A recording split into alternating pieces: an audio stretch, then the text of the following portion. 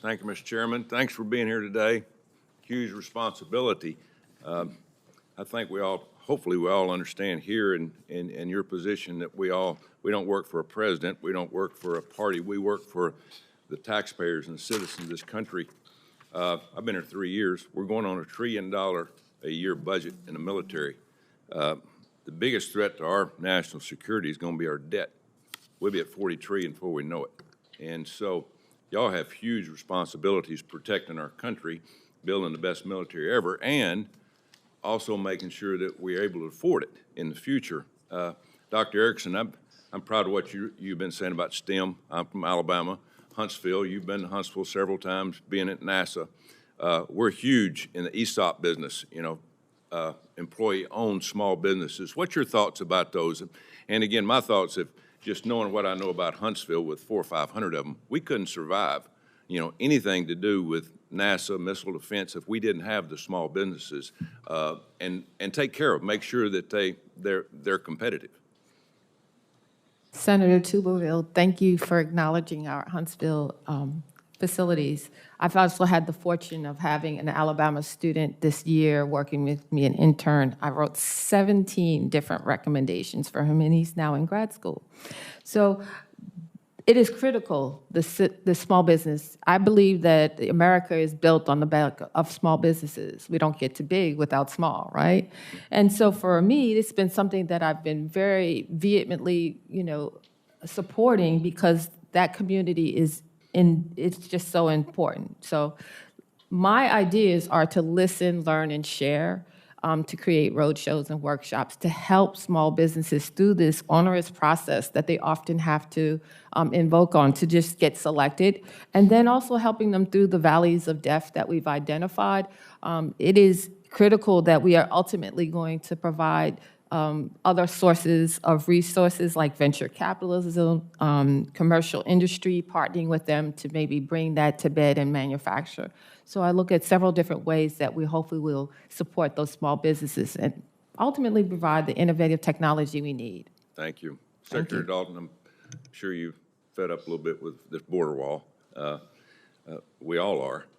I know people in Alabama that's bought border wall for 10 cents on the dollar, $300,000 worth for $30,000, razor wire for 20 cents on the dollar.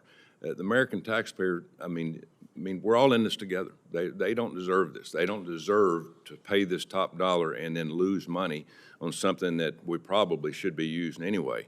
And you're getting ready to go into a job that's going to control $200 billion in the Air Force. And as you get into this job, if confirmed, hopefully you'll look back going, hey, I've got to do a better job. Whether it's my responsibility or somebody else's, we all see what's going on. And so we've got to protect our country. We've got to protect the taxpayers. Dr. Erickson, what is your assessment of the defense systems that we've sent to Ukraine and Israel, the success that we've had? What's your thoughts?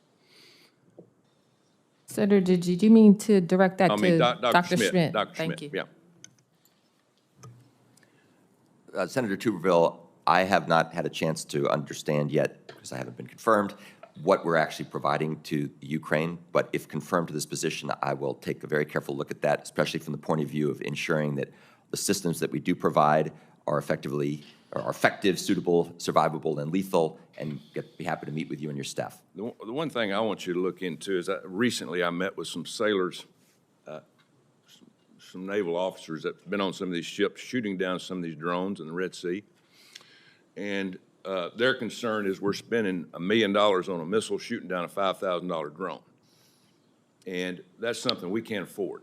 So eventually we've got to get to the point where we understand we don't need to lose any vessel. We got to make sure that we protect ourselves, but we also need to be able to identify and use the right things that we need to use that are not costly, because, as I said, we're getting close to $1 trillion. What's your thoughts on that? Senator Tuberville, that's an incredibly important issue. As I understand it, there's a lot of work on lighter weight, cheaper, yet still effective weapon systems such as directed energy. Many of those weapon systems are based on advanced R&D.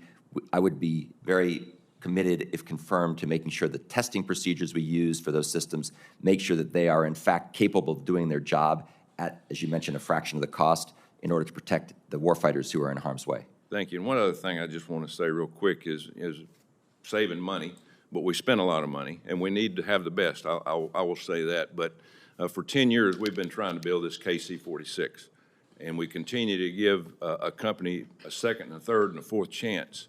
Talking to Admiral Aquilino in the Indo-Pacific, we need a long-range tanker. We have got to have, and to continue to give a company second, third, and fourth, fifth chances to build something that they obviously can't build, we need to sometimes look at another alternative. So I hope you would do that, you, Secretary Dalton, and you, Dr. Smith, when you get in your position. Absolutely, Senator. Yes, I'll look into that. Thank you, Mr. Chairman. Thank you, Senator Tuberville. Senator King, please.